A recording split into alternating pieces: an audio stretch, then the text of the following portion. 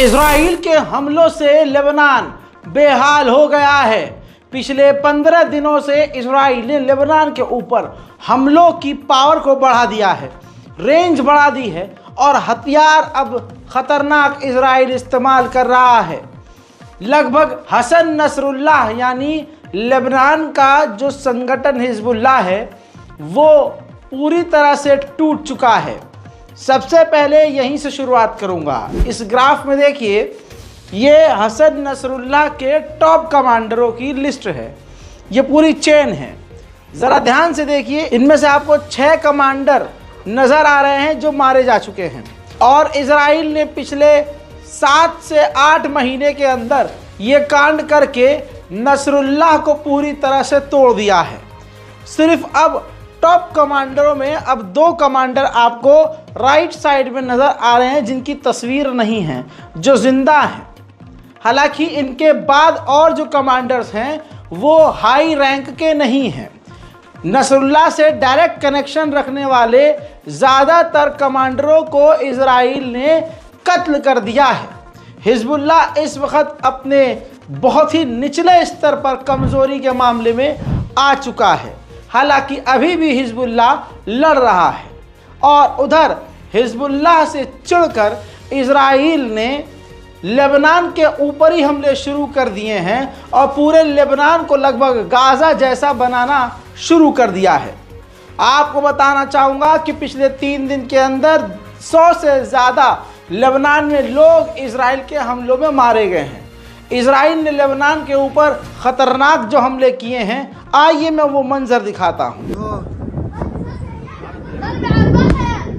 अल्लाहु अकबर, ضرب البحر يا زهراء।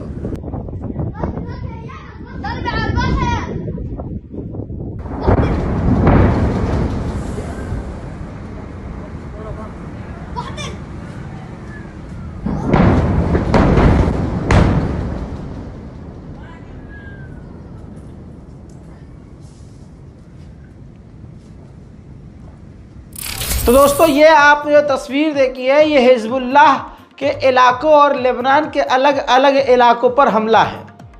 अदवान नाम का एक ग्रुप था, किसका? हिजबुल्लाह का। हसन नसरुल्लाह की कई सारी बटालियन हैं। अदवान नाम की इस बटालियन की ज़रा चेन देखिए, पूरी की पूरी बटालियन ख़त्म कर दिया इजराइल ने। अब हसन नसरुल्लाह की एक नहीं, ऐसी दर्जनों बटालियन इजराइल ख़त्म कर चुका है। लेकिन जो सबसे ख़तरनाक बटालियंस हैं आपके सामने हैं, उनके कमांडर्स हैं, ये पूरी की पूरी बटालियन इजराइल ने ख़त्म कर दी है। हजरात, अब आप ये समझ लीजिए कि पिछले 7 महीनों में इजराइल ने हिजबुल्लाह के, सिर्फ हिजबुल्लाह की बात कर रहा हूँ, हिजबुल्लाह के 498 लड़ाकुओं को कत्ल कर दिया है। आइए बताता हूं कि पिछले 48 घंटे में क्या किया है। ये देखिए, पिछले 48 घंटे को काउंट कर लीजिए और अगर 2 दिन मैं और ऐड कर दूं, यानी टोटल 4 दिन कर दूं, तो चलिए 4 दिन का ये डेटा आपके सामने है तस्वीरों समेत। 4 दिन में इजराइल ने 58 हिजबुल्लाह के लड़ाकुओं को कत्ल किया है। इस ग्राफ के अंदर जो 2 फोटो आपको नीचे कॉर्नर में नज़र आ रहे हैं राइट साइड, ये वो हिजबुल्लाह के टॉप कमांडर हैं जो कि इनके लीडर थे, हाई रैंक के हिजबुल्लाह के कमांडर जिनको नसरुल्लाह खुद कमांड करते थे। उनको भी, इन दोनों को भी इजराइल ने 4 दिनों के भीतर कत्ल कर दिया है। इजराइल जैसे गाज़ा और फिलिस्तीन में देर रात को हमले कर रहा है, वैसे तो वो 24 घंटे करता है, लेकिन अब लेबनान के ऊपर भी देर रात को इजराइल बमबारी कर रहा है।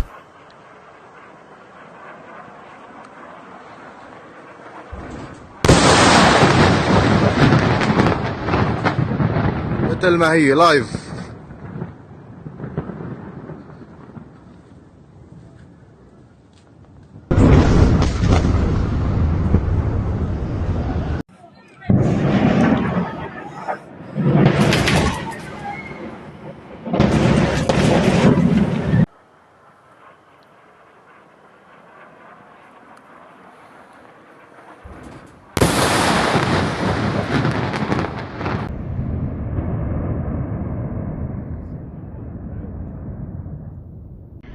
الله أكبر الله أكبر تنأذيش। इसके बाद लेबनान की तरफ से भी इजराइल के कई इलाकों पर रॉकेट दागे गए थे, जिनमें से कई सारे रॉकेट इजराइल के खाली इलाकों में और कुछ रेजिडेंटल इलाकों में जाकर गिरे हैं। अब लेबनान के हमले का वीडियो ये है।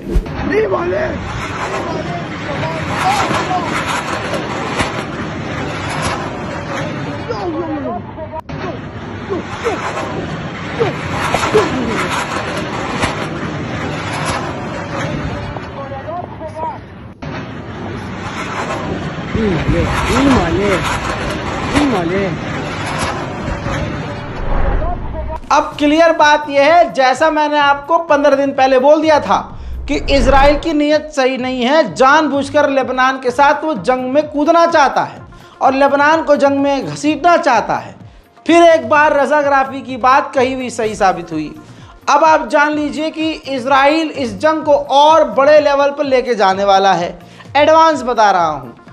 सबूत यह है कि इजराइल ने नॉर्थन इजराइल के इलाके का एयर स्पेस बंद कर दिया है, यानी इजराइल के बॉर्डर के इलाके, जिस इलाके को आप ये कह सकते हैं कि लेबनान से मिला हुआ है, उस इलाके के एयर स्पेस को इजराइल ने बंद कर दिया है। वहीं इजराइल ने कल जो बैरूत के इलाके, लेबनान की राजधानी पर हमला किया था, 35 मैंने बताया था लोग मारे गए हैं, लेकिन 35 से बढ़कर मरने वालों की संख्या 37 तक पहुंच चुकी है और अभी भी मौत की संख्या बढ़ सकती है। तुर्की के राष्ट्रपति रजब तैयब एर्दोगान ने कहा कि जिस तरह से इजराइल ने लेबनान के ऊपर हमले किए हैं, ये हरकत उसकी बता रही है कि पूरे मिडिल ईस्ट में इजराइल जंग फैलाना चाहता है। अब ये समझ लीजिए, हिजबुल्लाह को ख़त्म करने के लिए और यूं कहूं कि तमाम ऐसे संगठन जो फ़िलिस्तीन के समर्थन में हैं, उनको ख़त्म करने के लिए वेस्ट और बड़े बड़े देश मिलकर काम कर रहे हैं। जो लेबनान के संगठन हिजबुल्लाह के लड़ाकों को कत्ल करने के लिए वो जो वॉकी टॉकी और ख़ास कर वो जो पेजर बनाया था, इल्ज़ाम ये था कि वो ताइवान में बने हैं, लेकिन सिर्फ वो ताइवान में नहीं बने, पूरी उसकी रिपोर्ट, रिसर्च रिपोर्ट आई है। रिपोर्ट आपके सामने है हजरात।